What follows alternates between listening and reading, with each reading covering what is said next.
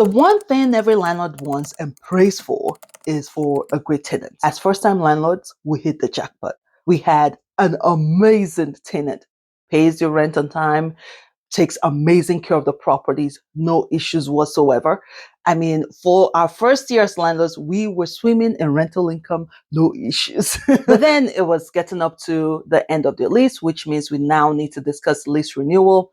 Our property manager advised that we up the rent by 3%. The advice us is very typical when it's time for lease renewal. And if you've rented a home or an apartment, you know this is what always happens.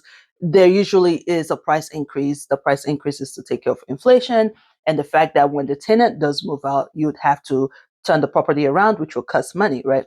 And so they suggest you increase the rent by 3%. But we thought, you know what? Yes, it's business plan, but rent is already at an all-time high. We're already making a good profit. And we know inflation is high. So everyone is feeling the pain of everything being more expensive. Let's not, squeeze them so hard. We, at this point, even though you're advising us based on your experience, based on how business goes, but for us, we'll like to run our business with some kind of humanity. And so I'm using big words. So we offered renew your lease for another year and your rent stays as is, which we thought was an amazing offer, but they refused. The tenant declined our offer. They wanted us to keep rent as is, no increase, but only sign a lease for a few months because they are in the process of buying a house. They haven't found a house yet, but they believe in maybe another 6-8 months they would find a house. That wouldn't work for us. That does not work for us because our property is a single family home. A big sell for this property is that it's in a good school district. A lot of people want to move into the neighborhood because of the school.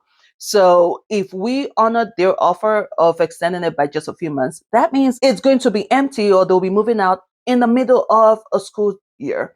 No parent wants to move their kid in the middle of a school year. Best case scenario, towards the end of spring, we may get someone sign a lease because they plan to move in the summer.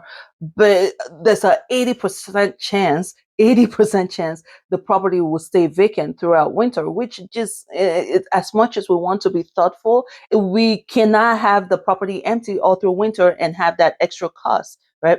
So we declined their offer and told them it was either sign a 12-month lease at the same price, which is still a great offer in today's day and age right now, or they go month to month. But month to month means we're upping the rent. The price is going to go up because we need to at least try and cover a little bit for the month the property will be vacant. Because if you're month to month, chances are you may move out in the middle of winter and we'll have the property empty. So if we're going month to month, we need to have a little bit something. It wasn't a gigantic increase, just a little bit. In fact, if they went month to month for say 6 months, it wouldn't even be enough to cover 1 month's mortgage if they should move out in the middle of winter. So it wasn't even a major increase.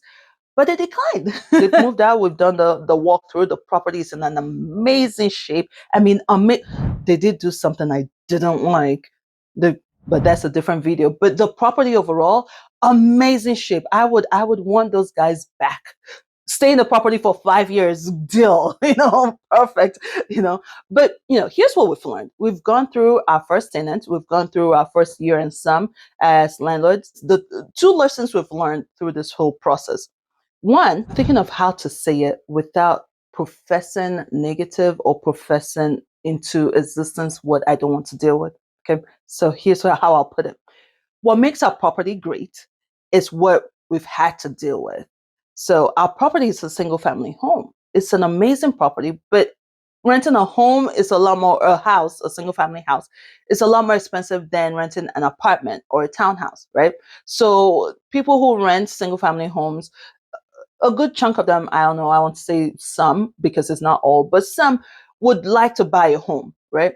So as landlords of a single family home, having to deal with the fact that what makes it great is what also you have to deal with, or we've had to deal with, I'll try to say that, what we've had to deal with, people wanting to move out because they're about to buy a house. When I think about it, the reason why I moved out of a townhouse was because I wanted to buy a house, right? I was in an apartment. As my family grew, had kids, we upgraded to a townhouse. And as the kids got older, we upgraded to a house. And so when your property is geared towards families, a single person is not going to rent that house. It's most likely going to be a family. Well, a lot of families would rather buy a house. So that's one thing we've had to realize is hey, we may need to also start thinking about ways to keep it more attractive to stay than to leave. Of course, if it's a tenant we don't like, we would make it more attractive to leave, up the rent when it's time for lease renewal. A second lesson that we learned is, as much as we want to operate business from in a kind way, we also need to remember it is still a business, and we still have to do what's in the best interest of the business, right? Because in this case, we could have said, sure, we can, you guys are an amazing tenant, no issues. You pay your rent, you take good care of the property, because there was a property inspection in between, halfway through the lease. We could have said, you know what, sure, we're already making profit. We tend to keep making profit for the next 6-9 months. Sure.